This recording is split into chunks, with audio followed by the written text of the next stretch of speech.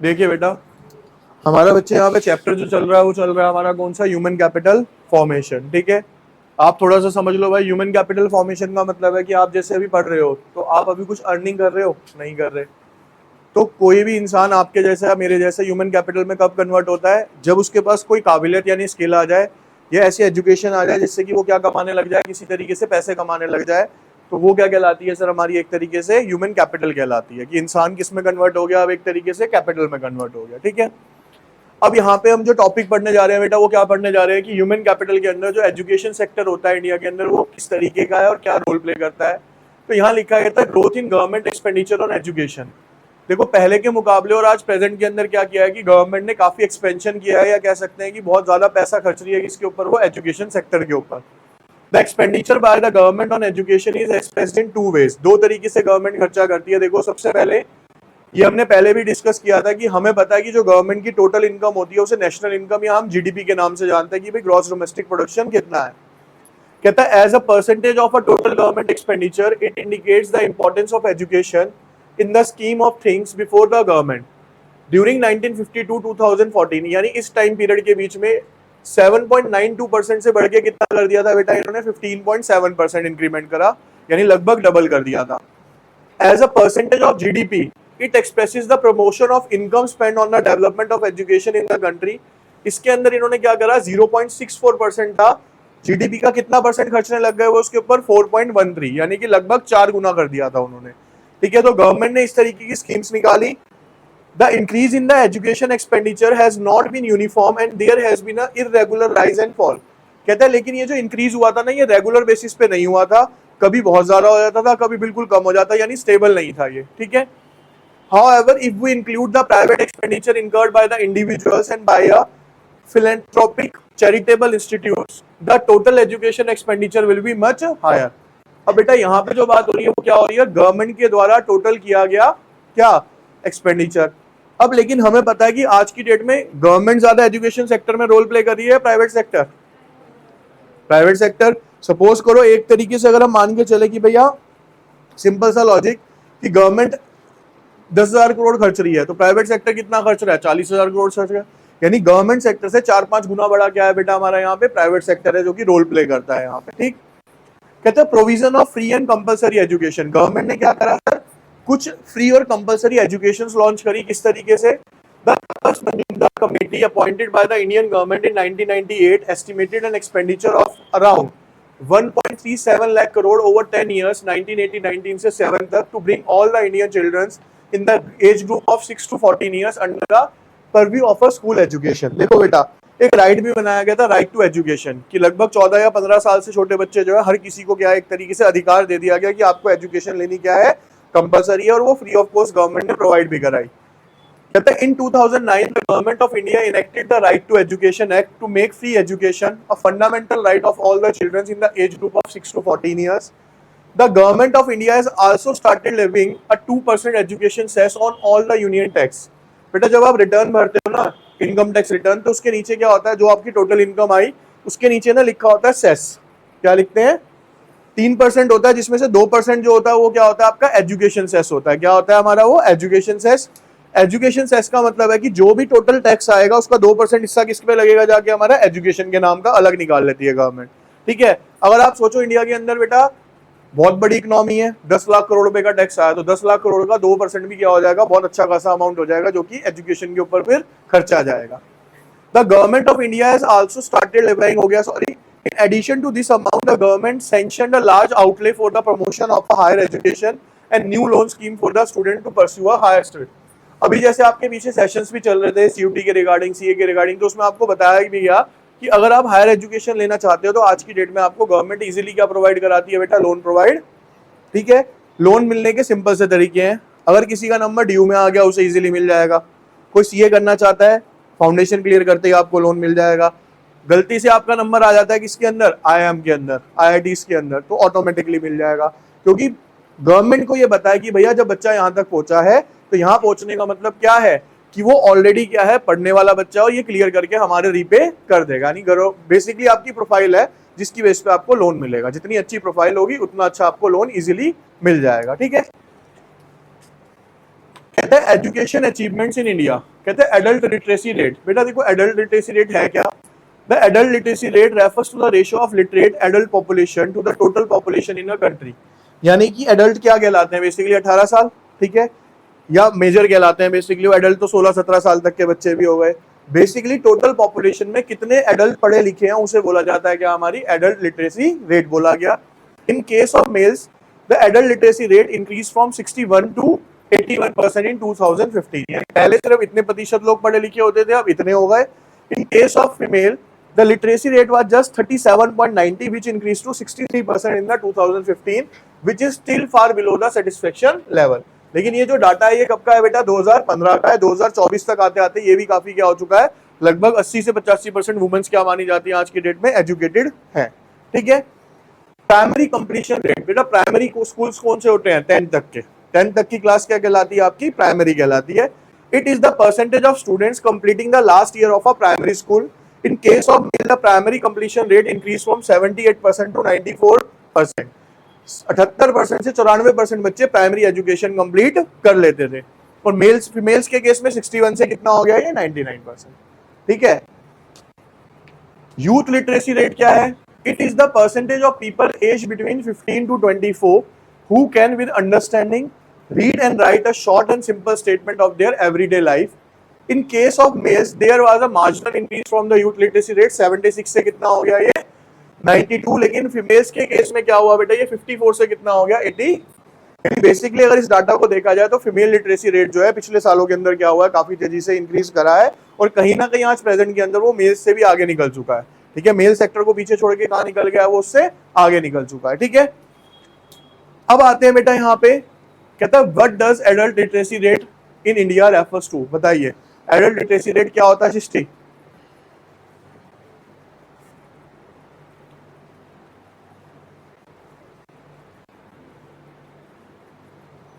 बोलो।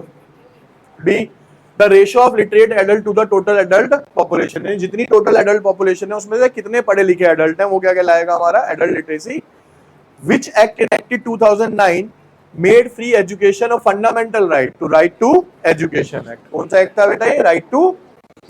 What does the primary completion rate measure in the education sector? कहते थे percentage of student completing secondary, percentage of student completing the last year of primary, percentage of student completing the higher education और vocational भी आएगा इसमें भी, जिन्होंने primary क्या कर ली है? कंप्लीट कर ली है। What is the purpose of the 2% education cess levied on the union tax in India? जो गवर्नमेंट 2% टैक्स लगाती है एक्स्ट्रा सा, उसका क्या रोल था? To fund higher education, to support infrastructure development, to provide healthcare facility, to improve primary and secondary। सी देखो government जो है बेटा रोल प्ले कहां तक कर रही है? सिर्फ आपकी प्राइमरी और सेकेंडरी तक ही कर रही है। हायर स्टडीज के लिए भी ऐसा नहीं है गवर्नमेंट रोल प्ले नहीं करती है। देखो अगर आपको न्यूज का थोड़ी सी भी जानकारी हो ना बेटा, आज की डेट में IIT बॉम्बे ने अपनी एक ब्रांच स्टैब्लिश करी है। कहां पे करी है किसी को पता है? दुबई, ठीक है। दुबई के अंदर IITians मतलब इतनी डिमांड है वर्ल्ड वाइड। IIT जो आप मानते हो ना, आपको एक रिजल्ट दिखाया गया था ना जब CA वाले को मैंने आपका दिखाया था, कितना है? मतलब 0.4% बच्चा पास होता है IIT के लिए। तो IIT सबसे हाईएस्ट एग्जाम जाता है इसीलिए। अब दुबई के अंदर यहाँ के IITians पढ़ाएंगे और इसके अलावा मेरे ख्याल से मद्रास एक जगह और है उसने, और कहीं पे भी खोली हुई है। वर्ल्ड के अंदर IIT 2 जगह पे, और हर कंट्री आज की डेट में चाह रही है कि IIT हमारे यहाँ पे खुले। यानी IIT का मतलब क्या हो गया? Indian institute of technology.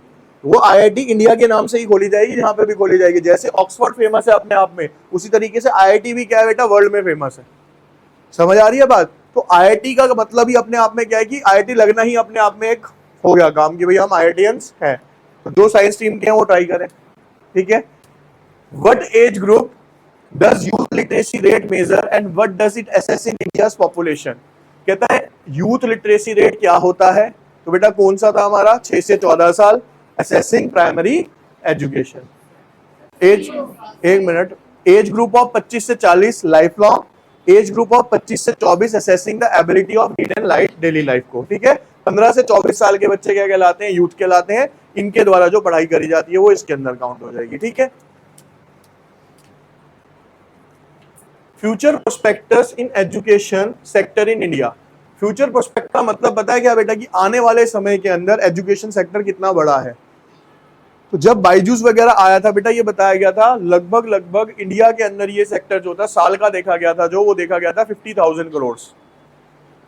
ठीक है, सिर्फ एजुकेशन सेक्टर इतना बड़ा सेक्टर माना गया था इसे प्राइवेट सेक्टर के अंदर।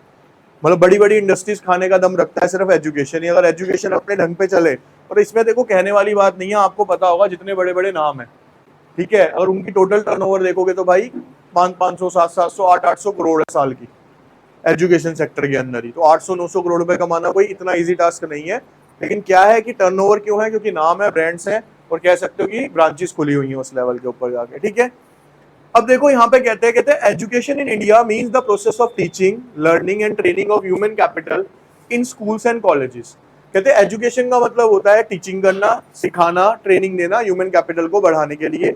This improve increase knowledge and result in the skill development, hence enhancing the quality of human capital. तो इस तरीके से आप क्या करते हो, बेसिकली ह्यूमन कैपिटल की क्वालिटी को एनहेंस करते हो, बढ़ाते हो। Our government has always valued the importance of education in India and this is reflected in our economic policy. हमारी जो गवर्नमेंट है बेटा हमेशा शुरू से कोशिश करती आई है कि एजुकेशन सेक्टर को क्या किया जाए, यहाँ पे मजबूत किया जाए। फ्यूचर प्रोस्पेक्ट्स क्या है, कहता है Indian government consider education as the key area where drastic growth and development is required. Government को भी लगता है कि अगर आने वाले टाइम में इंडिया को सुधारना है तो सबसे ज्यादा उसको किसमें चेंज लेके आना पड़ेगा, अपने एजुकेशन सिस्टम में लाना पड़ेगा। So various future prospects have been considered and policies are drafted. The vision is to ensure that education in India is of the highest quality and available to the whole population without discrimination. कोशिश ये कर रही है बेटा हमारी government की बिना भेदभाव के सबको क्या पहुंचाई जा सके, एजुकेशन सही तरीके से पहुंचाई जा सके। Let us look at some projects. देखो बेटा सबसे पहला आया इसके अंदर education for all a dream. इसके अंदर गवर्नमेंट ने क्या करा, though the education level has increased both youth as well as adults, still the number of illiterates is as much as the population was at the time of independence. यानी जितनी जनसंख्या हमारी क्या थी, दूसरे शब्दों में बोला जितनी टोटल जनसंख्या थी ना हमारी आजादी के टाइम पे, उतनी जनसंख्या आज भी क्या है बेटा, इलिटरेट मानी जाती है भारत के अंदर। The Constituent Assembly passed the Constitution of India in 1950, free and compulsory education for the children till 14 years of age. Within 10 years from the commencement of Constitution was noted as directive principle। यानी जब हमारे देश को आजादी मिली उसके तुरंत बाद ही government ने क्या कर दिया, एक बिल पास कर दिया जिसके अंदर ये कहा भैया सबसे पहला काम ये करो कि 14 साल तक के बच्चों को एजुकेशन क्या कर दो, आप अपने यहाँ पे फ्री करो। अब इसके फायदे क्या क्या थे बेटा, following are the factor which make education for all a dream, gender bias, low rural access, increasing number of illiterates, privatisation, low expenditure on the education by the government. ये कुछ कारण थे जिसकी वजह से गवर्नमेंट को क्या करना पड़ रहा था, अपना एक बहुत ज्यादा रोल प्ले। देखो जेंडर बायस था, कैसे आपने पढ़ा कि जब आजादी मिली थी तो फीमेल्स को पढ़ने की स्वतंत्रता नहीं थी, ये कहते थे भैया लड़कियां पढ़ के क्या करेंगी। ठीक, दूसरा आता है बेटा लो रूरल एक्सेस, आज भी है, गांव के अंदर आज भी अच्छी एजुकेशन फैसिलिटी नहीं पहुंच पाई। इंक्रीजिंग नंबर ऑफ इलिटरेट्स, लगातार देखो सीधी सी बात है, घर में पढ़ा लिखा होगा तो आपको फोर्स करेगा पढ़ाई लिखाई के लिए, है ना। घर में बिजनेसमैन होगा वो आपको बिजनेस के लिए फोर्स करेगा, यही होता है ना। तो घर में अनपढ़ होंगे तो वो किसके लिए फोर्स करेंगे, भैया हम भी तो चल ही रहे हैं। मतलब उनके जवाब भी फिर वैसे ही होते हैं ना, भाई हम भी तो नहीं पढ़े, क्या हो गया, हम भी तो जी रहे हैं जिंदगी। तो वो इस तरीके से आपको मोटिवेट करेंगे। तो भारत के साथ क्या हो रहा था बेटा, ज्यादातर जो जनसंख्या थी वो क्या हो रही थी, इलिटरेट। तो वो आगे भी क्या बता रहे थे लोगों को, भैया पढ़ने लिखने में कुछ नहीं रखा, हम भी बिना पढ़े लिखे क्या चल रहे हैं, बिल्कुल बढ़िया चल रहे हैं। तो इलिटरेसी एक सबसे बड़ा कारण बना हमारे देश के अंदर। प्राइवेटाइजेशन क्या है बेटा, प्राइवेटाइजेशन का मतलब है कि धीरे धीरे करके जो एजुकेशन थी वो पूरी क्या हो गई, प्राइवेटाइज और महंगी होती चली गई, जिसकी वजह से लोगों की रीच से क्या हो गई, वो बहुत ज्यादा दूर हो गई। Low expenditure on education by the government, government ने क्या बोला, मैं 4% दूंगी, 2% दूंगी जीडीपी का, लेकिन कभी भी पूरा पैसा उसने उसके ऊपर स्पेंड नहीं किया। इंप्रूविंग, अब हुआ क्या, इंप्रूविंग जेंडर इक्विटी, जैसे जैसे टाइम बीतता चला गया मेल फीमेल गर्ल और बॉयज के बीच का ये डिफरेंस खत्म हुआ और आज की डेट में लगभग सब बराबर बराबर की पढ़ाई करते हो। The difference between the male and female are reducing and the same can be seen in literacy rate, showcasing a development in a gender equity. Still hard work left to promote the education of the women. There are various reasons such as, कहता है ये तो हो गया कि वो जो gap था वो कम हो गया, लेकिन आज भी हमारी सोसाइटी जो चल रही है ना उसको अभी भी बहुत सारी चीजों की जरूरत है। कैसे, social status of a women, social status दिया जाए, health care of a women and children ये इंप्रूव करी जाए, इंप्रूविंग इकोनॉमिक इंडिपेंडेंस, और इकोनॉमिक इंडिपेंडेंस भी क्या करी जाए बेटा, एक तरीके से प्रोवाइड करी जाए। Therefore, we cannot feel satisfied with the upward movement in the literacy rate as long miles to for a gender equity. Kerala, Mizoram, Goa and New Delhi are having high literacy rate, whereas Bihar, Uttar Pradesh, Arunachal Pradesh and Rajasthan are educationally backward state. Social and economic poverty are main reasons for the educational backwardness. ऊपर जो 4 states बड़े वो education level पे बहुत अच्छा काम कर रहे हैं, नीचे वाली बात करते हैं तो ये बहुत अच्छा काम, उसके रीजंस यही हैं, ये सारे पिछड़े हुए इलाकों में आते हैं, आज भी यहाँ पे फैसिलिटीज प्रोवाइड नहीं हुई है। लेकिन बेटा यहाँ पे ना एक चीज समझने वाली है, लास्ट वाला टॉपिक आ जाएगा, लास्ट क्लास में चल रहा था क्या, यहाँ पे पढ़ने लिखने वालों की संख्या कम है, समझ रहे हो, पढ़ने लिखने वालों की संख्या कम है, लेकिन जो भी पढ़ रहा है वो सीधा आईएएस और आईपीएस ही बन रहा है। दिल्ली के अंदर पढ़ने लिखने वालों की संख्या बहुत ज्यादा है, ठीक है, लेकिन आईएएस आईपीएस नहीं बन रहा है। तो रीजन है कि वहां पे चीजें नहीं है, जैसे आपने गाइड किया था कि सर वहां पे एक्चुअल में ये सब चीजें नहीं है तो उनको इंपॉर्टेंस ज्यादा है। हमारे यहाँ पे सब कुछ है तो हमारे लिए इसलिए एजुकेशन की इंपॉर्टेंस ना के बराबर हो चुकी है कि गली गली में मिल रही है मोमोज की तरह, पढ़ लो तो ठीक, नहीं पढ़ लो तो ठीक, चल ही रहा है काम, तो है ना। चलो उसके बाद तो ऐसे ऐसे स्टूडेंट्स भी हैं, भैया आपको पता शिवाजी पार्क में मोमोज वाला है, रोज के कम से कम 20,000 रुपए के मोमोज बेच देता है, तो वो मोटिवेशन ही वो लेके बैठे कि हमने भी, ठीक है, कि हम मोमोज ही लगा लेंगे, पढ़ के क्या करना भाई। चलो अच्छी बात है। Higher education, people in India face great difficulty to reach the higher levels in the current education system. As per National Sample Survey Organization data, in financial year 2007-8, the unemployment rate was 18.10% for the youth with the education up to secondary level. Secondary level तक बेटा इतने प्रतिशत जो लोग थे वो क्या थे, एक तरीके से अनएम्प्लॉयड थे, यानी पढ़ लिख लिए, सब कुछ कर लिया, लेकिन नौकरी नहीं थी। उसके बाद आता है whereas the unemployment rate for the youth was 11.6, the government should take emphasis on allocation of a higher education and improve the students. Basically देखो बेटा भारत के अंदर ना क्या क्या प्रॉब्लम्स आई होंगी, एजुकेशन की बात करते हैं उसके अंदर, तो बेसिक सी क्या प्रॉब्लम थी, ये बेटा हमारा यहाँ पे क्या है, एजुकेशन सेक्टर है।